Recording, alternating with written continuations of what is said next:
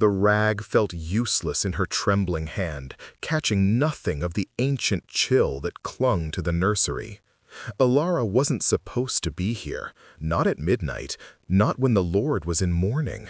But the head housekeeper, Matron Griselda, hated her weakness, her scentless, omega-like presence in a keep of apex predators, and had assigned her the impossible task of scouring the silence from the heir's chambers.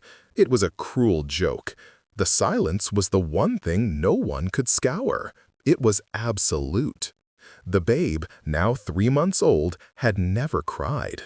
Not when he was born, not when he was hungry, and not even, the rumors whispered, when his mother, the Luna, had bled out on the birthing bed. He was the silent curse, the broken heir of the formidable Lord Valerius.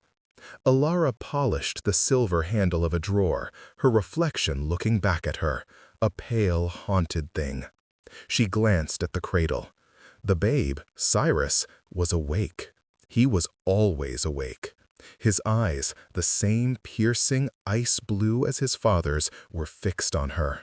She shivered, feeling judged. "I know," she whispered, her voice cracking, violating the thick quiet. "It's cold. I'm sorry. I wish I knew what you needed." She turned back to the wood, polishing faster. A voice, clear, resonant, and utterly adult, filled the air, seeming to vibrate inside her skull. "I need the traitor to stop poisoning my father. Wait, before the next revelation unfolds. If this mystery has already captivated you, let us know where you're following this story from. To ensure you don't miss unexpected claims, broken bonds, or awakenings under the moon, subscribe and stay close. Now back to the scene. Alara dropped the rag. It hit the stone floor with a wet, pathetic sound. She froze, her heart trying to escape her ribs. She didn't dare turn around. It was a trick. The Lord's keep was full of old magic, residual energies from the ancient lycan bloodline. It was the wind. It was her mind, exhausted and starved, playing tricks. "Who?" she whispered, her throat tight with terror. She forced herself to turn. The nursery was empty, save for her and the babe. Cyrus was still watching her. His expression hadn't changed. He was just a baby, swaddled in the finest silks, his tiny fists clenched. Did you—" She couldn't finish the sentence. The voice came again, impatient and definitely not from a baby's larynx. It was inside her head, a clear projection of thought. "The maid, the weak one. Of course it is you who hears me. The others are too loud, full of their own power and grief." Alara scrambled backward, her hip striking the edge of a heavy oak changing table. Pain shot up her side, but it was nothing compared to the icy dread flooding her veins. "Moon goddess," she breathed, sliding down the wall until she hit the floor. You can talk." "I can think," the voice corrected, sharp and disdainful. "My body is new, weak, useless. I cannot make the noises of distress you associate with infancy. I cannot make any noise at all. But I am aware." What are you?" Alara stammered, pulling her thin wool shawl tighter. "I am Cyrus, heir to the Bloodstone Pack. I am the son of Valerius, and I am the soul of the first Alpha, reborn. A small mercy my mother managed before she died. She used the last of her lifeblood to ensure the line was protected, that I would remember." Alara stared, horrified and fascinated. The first Alpha. It was a legend, a bedtime story. The lycan who first harnessed the moon, who bound the packs. And he was trapped in the body of a silent infant. "Why are you silent?" she asked, the question slipping out before she could stop it. "Why not cry?" "Crying is a vulnerability," It is a signal of weakness. This keep is full of enemies. I do not signal. I watch. Enemies? The woman, Cyrus projected, his mental voice laced with a chilling adult fury. The one who smells of bitter herbs and false grief. My mother's sister, Seraphina. Alara's blood ran cold. Lady Seraphina, the late Luna's sister, had arrived 2 months ago to help her brother-in-law in his time of need. She was beautiful, graceful, and had taken over the running of the keep with an iron hand. She was also the one who, just yesterday, had sneered at Alara in the hall, her silk skirts sweeping past as if Alara were nothing but a smudge on the floor. Lady Seraphina? She comforts him. She brings him his nightly wine. She laced it with silver root, just a little, not enough to kill a lycan lord, but enough to dull his senses, to cloud his judgment, enough to make his grief a festering wound rather than a scar. Ilara felt sick. Why? Why would she do that? She believes him weak. She believes me a curse. She wants the pack. Her secret mate, Lord Morven of the Crag, waits for her signal that Valerius is broken, that the heir is disposable. The infant's eyes bored into her. She will not succeed. You will stop her. Me? Ilara let out a choked, hysterical laugh. I am nothing. I'm a maid. I'm an omega. I'm not even sure I am a wolf. I haven't shifted. I have no power. Lord Valerius would have me flayed if I even looked at him wrong. And yet, you are the one I can speak to, the one I chose to speak to. The baby's eyes narrowed. Your nothing makes you invisible. Your weakness is a shield. They do not see you, but I do. A heavy, booted footstep echoed in the hall. Panic, cold and sharp, seized Ilara. It was him. The nursery door swung open, crashing against the interior wall. Lord Valerius stood framed in the doorway, a colossus of darkness and rage. He was even more terrifying than the rumors. Where the late Luna had been all moonlight and silver, he was shadow and obsidian. His black hair was long, tied back in a severe knot, and his eyes, they were the same as the babe's, but where Cyrus's held a cold intelligence, Valerius held a blizzard. What is the meaning of this? His voice was a low growl, a sound that rattled Ilara's bones. Who gave you permission to be in here? Ilara was on her feet, though she didn't remember standing. She was bowing, her head so low her forehead almost touched her knees. My lord, forgive me. Matron Griselda, she ordered me to clean, to polish the fixtures. Valerius strode into the room. He didn't just walk, he consumed the space, the air growing colder, heavier. He loomed over her. She could smell him. Pine, winter air, and the sharp, metallic scent of his barely controlled power. Griselda, he stated, the name a curse. She would send a trembling mouse to do a wolf's job. He moved past her to the cradle. He looked down at his son, his face a mask of stone. Ilara saw his hands, huge and scarred, clench at his sides. He hated the silence. He hated the child for it. He saw it as a reflection of his own failure.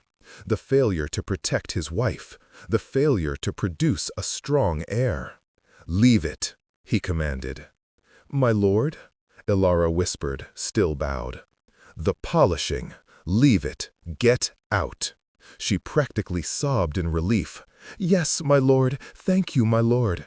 She scurried toward the door, a mouse fleeing the hawk. Wait. She froze, her hand on the iron latch. You will not return. His voice was flat. I am moving the heir to my own chambers. The nursery is a tomb. He paused. "And I want the one responsible for assigning you this task brought to me. I will not have my son disturbed by incompetence." "My lord, please," Ilara said, turning. The words shocked her. It wasn't. Matron Griselda was just. She meant no harm. She was defending the woman who despised her. Valerius looked at her, his head tilted. It was the first time he had truly looked at her.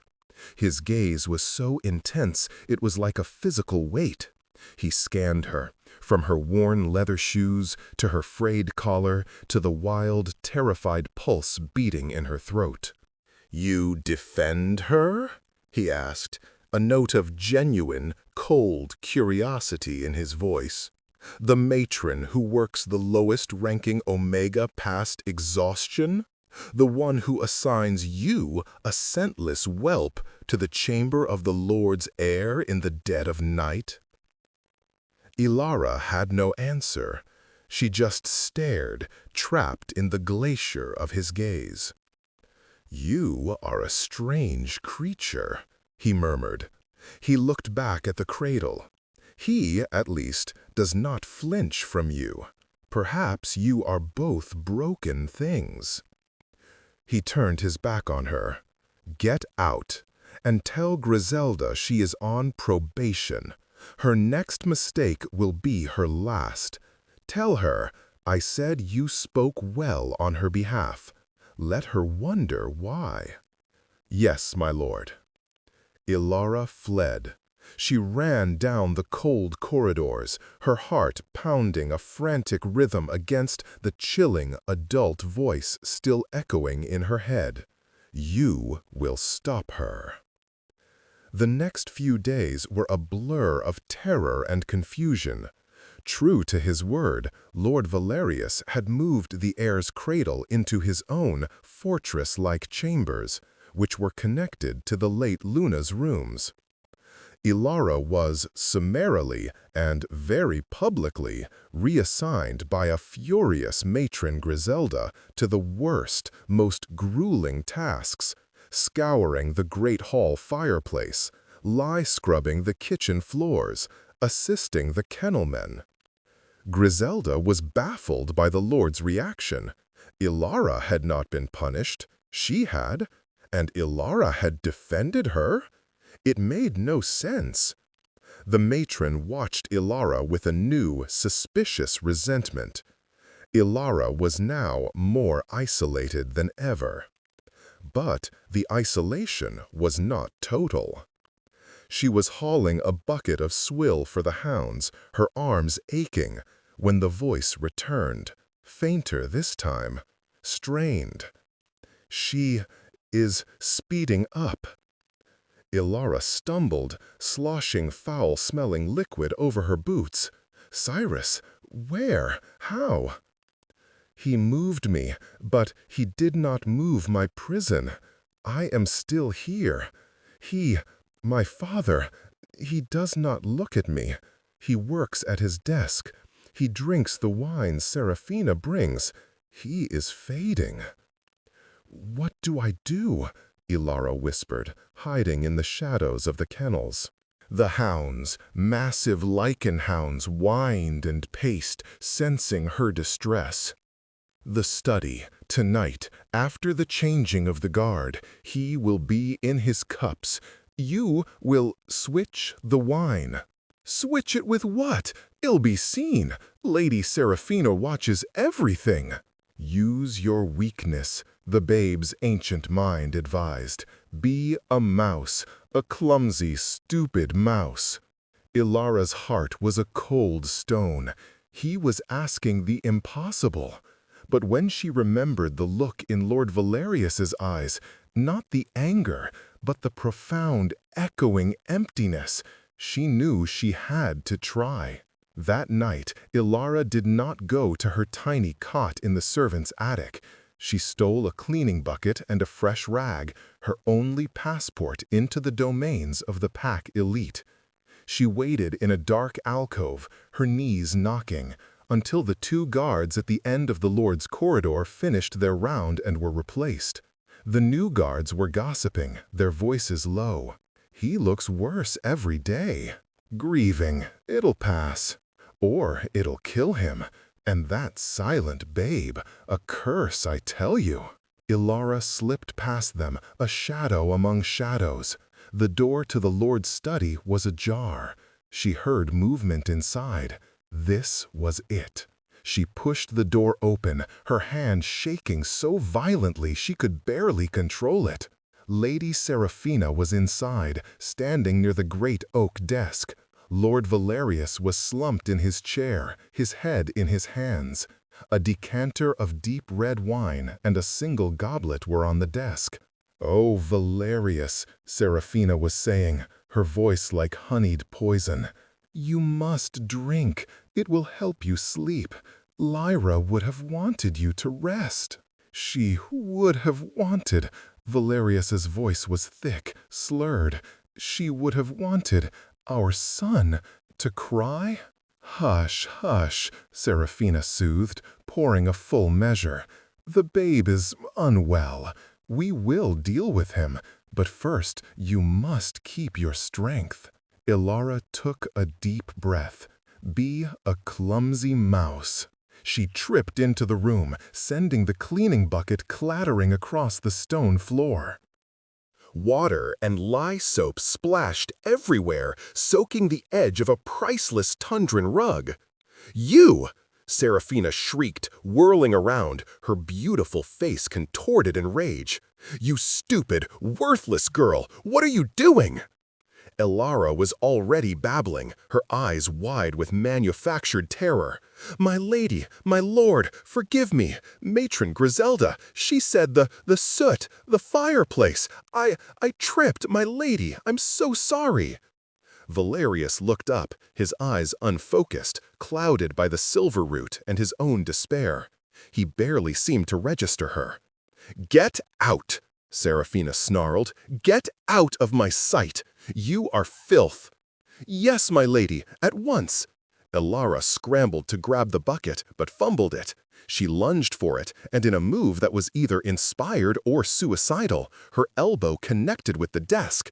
It knocked the freshly poured goblet of wine directly into Seraphina's chest. The dark red liquid bloomed across the front of Seraphina's immaculate cream-colored silk gown. There was a moment of complete, horrified silence. Seraphina looked down at the stain. Then she looked up at Ilara. Her eyes were no longer beautiful, they were reptilian. "You," she hissed, her voice low and murderous. "You did that on purpose." "No, my lady, I swear." Ilara was crying now, real tears of terror. "It was an accident. I'm so clumsy. Please." "I will have you whipped." Seraphina lunged for her. "Enough!" The single word was a crack of thunder. Lord Valerius was on his feet. The fog of the poison was momentarily burned away by sheer, unadulterated alpha rage. The room temperature dropped 20 degrees. "Both of you, silence." Seraphina froze, her hand outstretched. Ilara cowered, pressing herself against the floor. "Seraphina," Valerius growled, "go, change your gown." "Valerius, this creature!" "I said." His authority was absolute, the command of the Pack Alpha. Seraphina's wolf, subservient to his, had no choice but to obey. She gave Ilara one last look of pure hatred, then turned and stalked from the room. The silence that remained was heavy, broken only by Ilara's terrified whimpers. Valerius stared at the spilled wine on the floor, now soaking into the rug. He looked at the decanter. He looked at Ilara. "You," he said, his voice quiet now, dangerously so. "You are the maid from the nursery." "Yes, my lord." "You are the one who defended Griselda." "Yes, my lord." "And you are the one who just saved me from drinking that wine?" Ilara's head snapped up. Her eyes, wide and terrified, met his. The fog was gone. His eyes were sharp, intelligent, and utterly lethal. He wasn't drunk. He was pretending. "My lord, I am aware of my sister-in-law's ministrations," he said, walking around the desk. He crouched down, just feet from her, and dipped a finger in the puddle of wine on the floor. He brought it to his nose, sniffing. Silver root. And something else. Wolfsbane. Just a touch. Not enough to kill. Enough to weaken. To make the alpha unable to connect to his wolf. He looked at her. "I have been pouring my wine into the potted plant for a week, but tonight she was insistent. And you were a perfect distraction." He stood. "Why? I don't know what you mean, my lord," Ilara whispered, her mind racing. "Why?" he repeated. "Are you helping me? Who sent you?" "No one," she cried. The baby." She clamped her mouth shut. Too late. His eyes narrowed to slits. The babe. The silent curse. What about him? Ilara was trapped. Tell the truth and be branded a lunatic, or lie and be killed as a spy? The voice of Cyrus, frantic, tiny, echoed in her head. "He knows. He has been waiting. Tell him now." "He speaks," Ilara whispered, the words tumbling out. "My lord, your son, he isn't silent. He talks to me in my head. He said Lady Seraphina was poisoning you. He said she killed the Luna." "He said he is the first Alpha reborn." She said the last words on a rush of air, knowing it was the final nail in her coffin. She squeezed her eyes shut, waiting for the blow that would end her. The silence in the room stretched. It was a different silence from the nursery. This one was charged, vibrating with unspoken, ancient power. "Get up," Valerius commanded. She opened her eyes. He was standing by the fireplace, his back to her. "Get up." She slowly, painfully rose to her feet. Her entire body ached with tension. "Come here." She walked on trembling legs until she stood behind him. "You will repeat," he said, his voice rough with emotion, "exactly what you just said." "My lord, I repeat it. Cyrus, your son, he speaks to me. He told me Lady Seraphina is poisoning you with silver root and wolfsbane. He said she and Lord Morven are plotting to take the pack.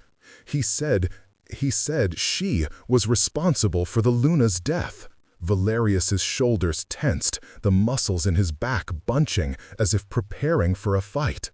"The Luna's death?" he repeated, his voice hollow. "The birthing was difficult. The midwife said she bled. There was nothing to be done." "He said it wasn't the birthing," Ilara whispered, her compassion overriding her fear. "He said Seraphina, she was there. She gave the Luna a special tea for the pain. It was crimson thorn. It stops the blood from clotting." Valerius turned around, his face a mask of such agony that Ilara instinctively took a step back. His eyes were burning, but not with rage, with a terrible, dawning, soul-shattering clarity. I thought it was my fault," he breathed. "I thought my bloodline, my power, was too harsh for her, that I broke her." "No," Ilara said, her voice firm. "She was murdered, and your son saw it all." He is the first Alpha?" Valerius asked, the concept seeming to hang in the air between them.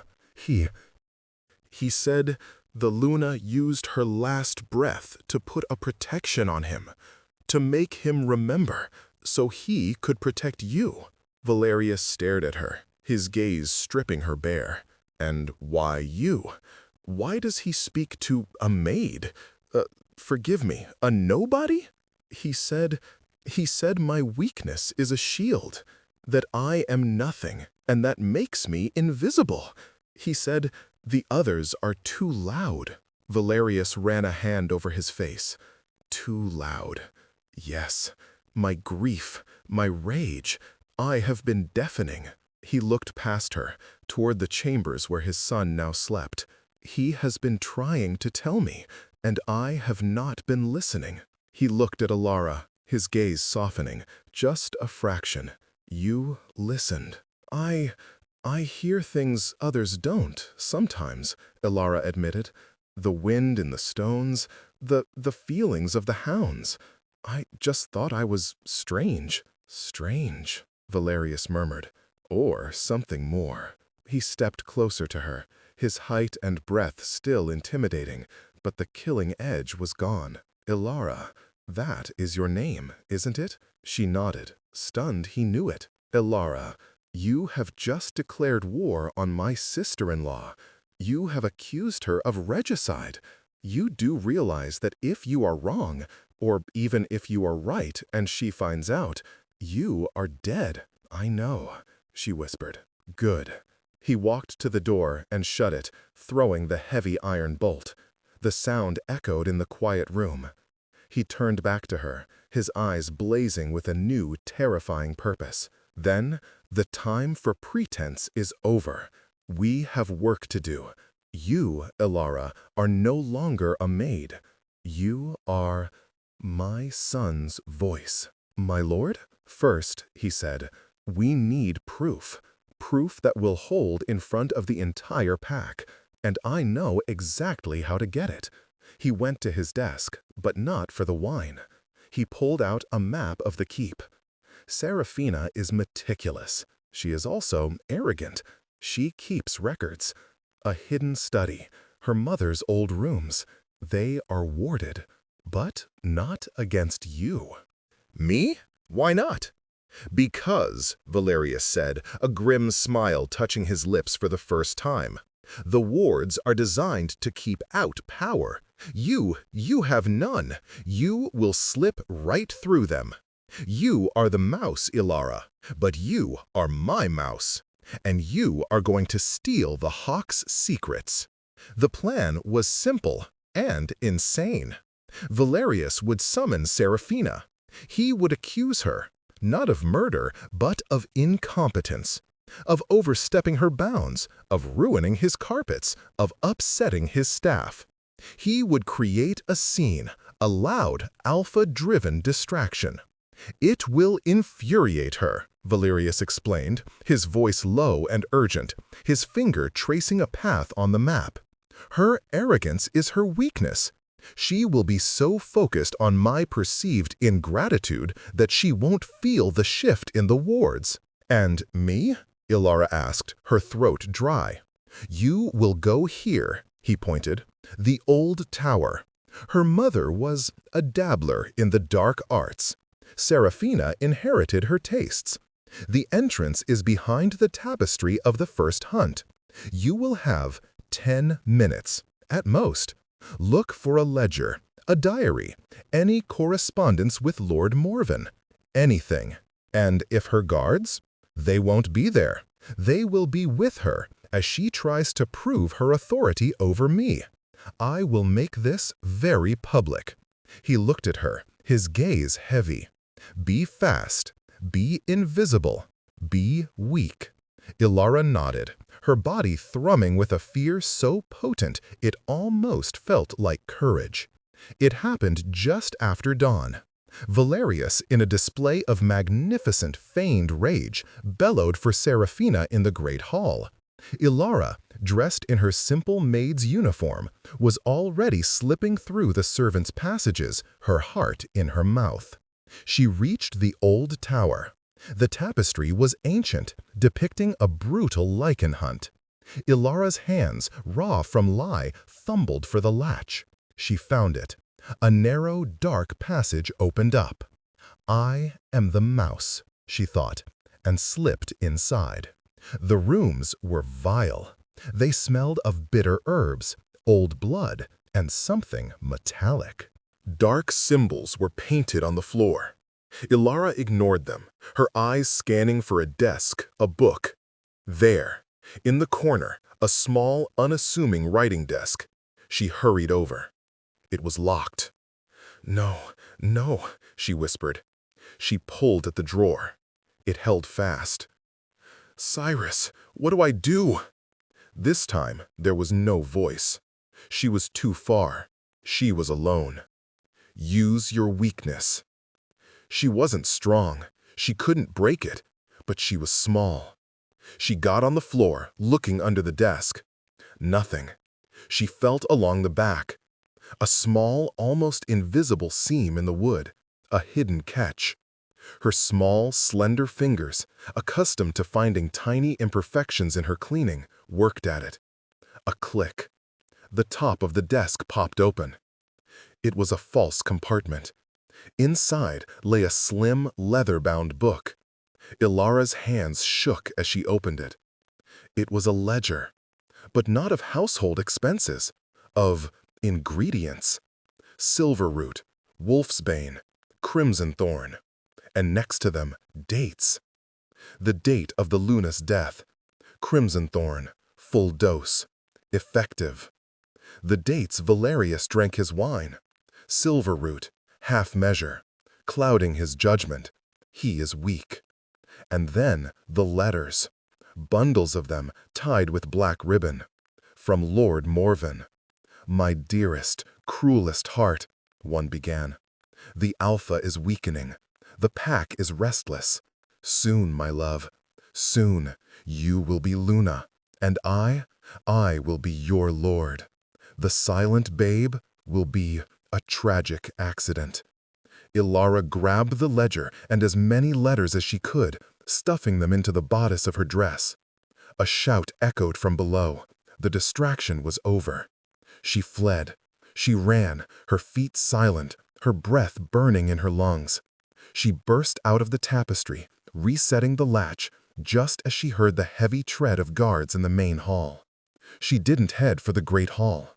She went to the kitchens, grabbing a sack of potatoes, and headed for the Lord's study, as if summoned for a delivery. She burst in. Valerius was there, alone, pacing. He saw her, his eyes wild. "Did you—" Ilara pulled the ledger from her dress. "This, and these." She handed him the letters. He took them, his hands shaking. He read the ledger entry for the Luna's death. A sound, a terrible, broken sound, ripped from his throat. He punched the stone wall of the fireplace, his knuckles cracking, blood welling. He didn't even flinch. He read Morven's letters. His eyes turned from agony to pure, cold obsidian. "He called my son a tragic accident." "My lord," Ilara said, her voice trembling. She knows. She looked at me, in the hall. She knows I'm not just a clumsy maid." "It doesn't matter," Valerius said, his voice dropping to a lethal calm. "She cannot hide from this. The matron of the pack, the council of elders, they are here. I summoned them before I summoned her. I told them I was going to name a new Luna." Ilara's eyes widened. "What?" "She thinks, she assumes, it will be her. She is preening in her chambers, preparing for her coronation. She will be here, in the great hall, in 1 hour. And she will find, instead, her judgment." He looked at Ilara, his gaze intense. "But she will not be the only one on trial. Lord Morven is her mate. He is an alpha. To accuse him is to declare war. I need more than this." "More?" Ilara cried. "It's all there. The poison, the letters." "It is her word against mine," Valerius roared, the alpha breaking through. "She will say I forged them, that my grief has made me mad, that you, a nobody, bewitched me. I need him." He strode past her, out of the study and into his chambers. Ilara followed. He went to the cradle. Cyrus was awake, watching. Valerius loomed over his son. Cyrus, heir, son, first alpha. whatever you are. I have been a fool. I have been a blind, arrogant fool. I have failed your mother. I am failing you, but no more." He looked at Alara. Tell him I need him to speak, not to you, to them. To the elders, to all of them. He must cry." Ilara looked at the babe. "Cyrus, did you hear? You must make a sound." The baby's mental voice was different. It was tired. I cannot. The magic, my mother's magic.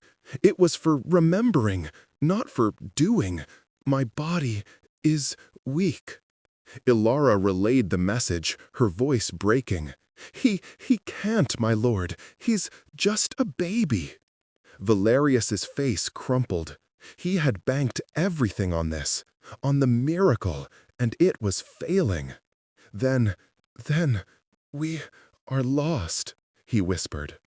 "No," Ilara said, a sudden, fierce strength surging through her. She didn't know where it came from. "No, you are not lost. You are the Alpha. You are the power." She stepped forward, past the Lord, and looked down at the tiny, ancient being in the cradle. "You," she said to the babe, her voice no longer a whisper. "You said I am weak. You said I am nothing. But you are the first Alpha. You remember. You said my weakness was a shield. But what if it's a conduit?" "Cyrus, what does she mean?" Valerius thought, his mind reeling. "She is different," the babe projected, his voice curious. "Her nothingness, it is like a quiet, empty room." "Yes," Ilara said, as if she'd heard them both. "I am, but you are not. Fill the room, Cyrus. Fill me." "Ilara, what are you doing?" Valerius demanded, terrified. Ilara placed one hand on the cradle, on the baby's tiny chest. She placed her other hand on Valerius, on his forearm. "He cannot speak," she said, her eyes closing. "And you are too loud. But I am in between. I can listen. I can be the bridge." The moment she touched them both, a shock like lightning arced between the three of them. Ilara gasped. Valerius roared. The baby screamed. It wasn't a cry. It wasn't a wail. It was a sound of pure, primal, ancient power. It was the voice of the first Alpha, channeled through the lungs of an infant and amplified by the dormant, unknown magic within Ilara. The sound shattered the windows of the chamber. It echoed through the keep, a sonic boom of authority. Down in the great hall, Lady Seraphina, descending the stairs in her finest gown, froze, her face pale. The assembled elders, grizzled and hard, stumbled, their hands going to their ears. Every wolf in the keep, from the guards to the hounds, fell to their knees, howling in submission. In the chamber, Valerius and Ilara were thrown back. Valerius caught Ilara as she collapsed, her energy spent. He looked at the cradle. The silence was broken. Cyrus, his face red, his tiny fists balled, was wailing. It was a normal, human infant wail, a cry for food, for comfort, for his father. Valerius stared, tears welling in his ice-blue eyes. He's crying. He emptied the first Alpha, Ilara whispered, leaning heavily against Valerius' chest. He's just a baby now. He's safe. Valerius held her, his heart shattering and reforming all at once. He looked at the trembling, exhausted maid in his arms, the nobody, the mouse. "Ilara," he murmured, his voice thick. What are you?" I think I'm a warden," she whispered, the name coming to her from the same deep place the power had. My mother, she used to quiet the hounds. I don't amplify power. I just make room for it. I balance it. He understood. She was the rarest of all gifts, not an alpha, not an omega, a warden, the one who could contain and channel the unbound power of an alpha line. She hadn't just saved him, she had saved them all. He scooped her up in one arm. With the other, he strode to the cradle and, for the first time, tenderly, lovingly, picked up his screaming son. Cyrus immediately quieted, his little head burrowing into his father's chest. Valerius looked at Ilara. The trial is over. He descended the great staircase, the Alpha Lord in his full, terrible majesty. In one arm, he held his son. With the other, he supported the maid who leaned against him, pale but resolute. The great hall was in chaos. The elders were on their feet, demanding answers. Lady Seraphina was backed against a pillar, her face a mask of terror. The scream had shattered her wards, her poise, her entire plan. "My lord," one elder demanded, "what was that sound?" "That," Lord Valerius said, his voice ringing with the clear, unadulterated power of the Alpha, "was my son, finding his voice." He reached the bottom of the stairs. He walked to the center of the hall, Ilara still at his side. He held up the ledger. He dropped the letters from Morven at Seraphina's feet. "This is the confession of Lady Seraphina," he declared.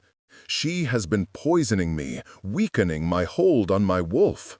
"Lies!" Seraphina shrieked, recovering a sliver of her arrogance.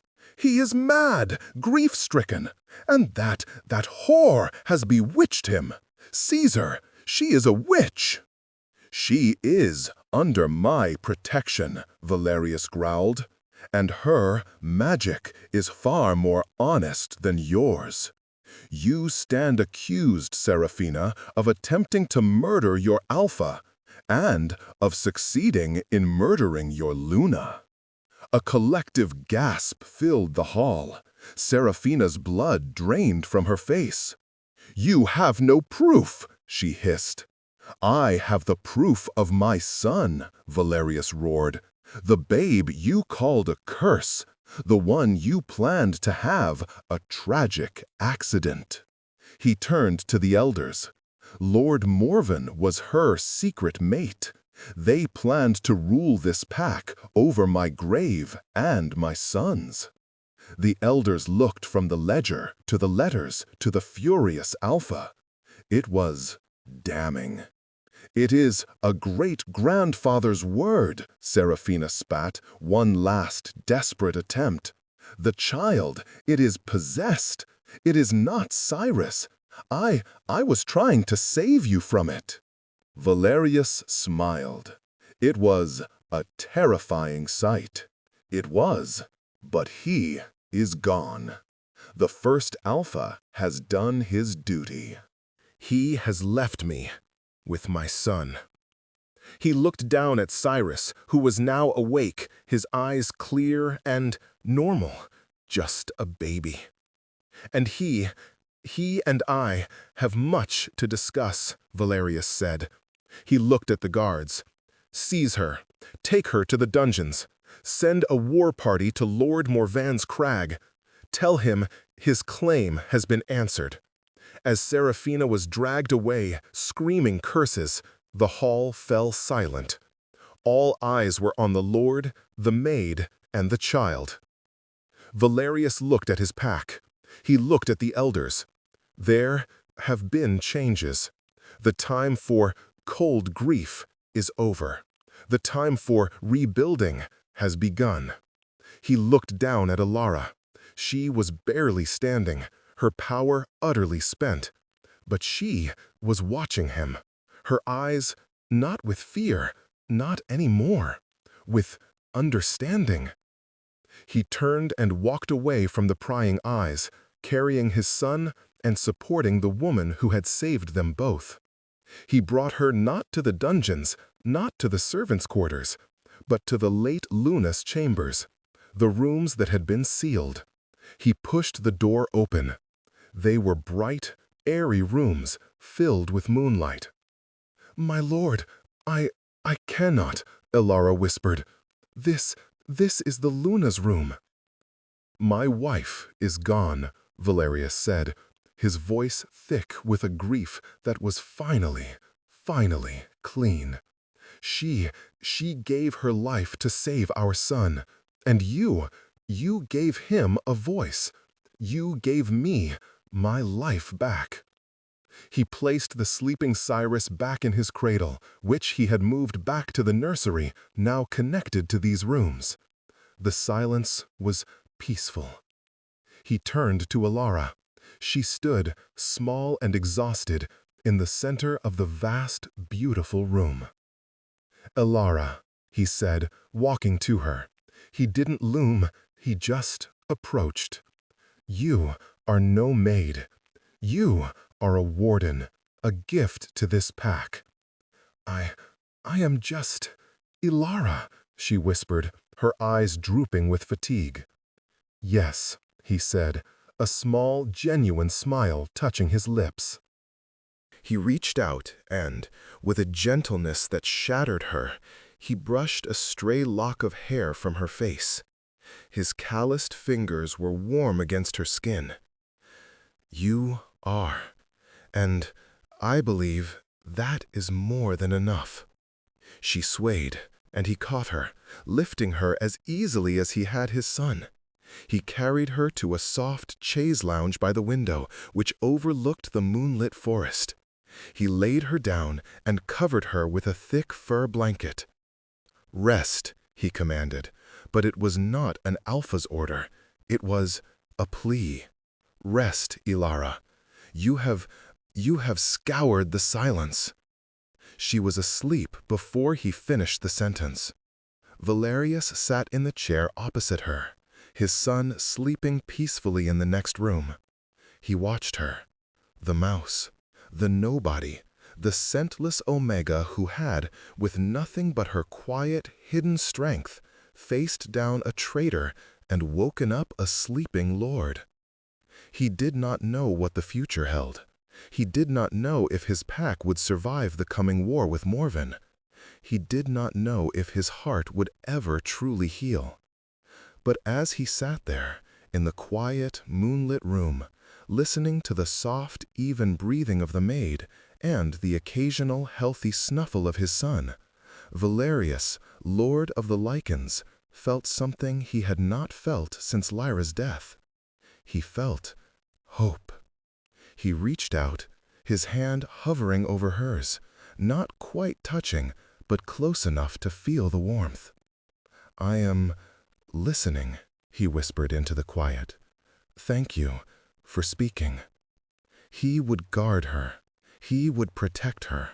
And one day, he knew, with the certainty of an alpha who has finally found his center, he would deserve her. But for now, he would just watch. He would be the hawk, and for the first time in his life, he would be guarding the mouse.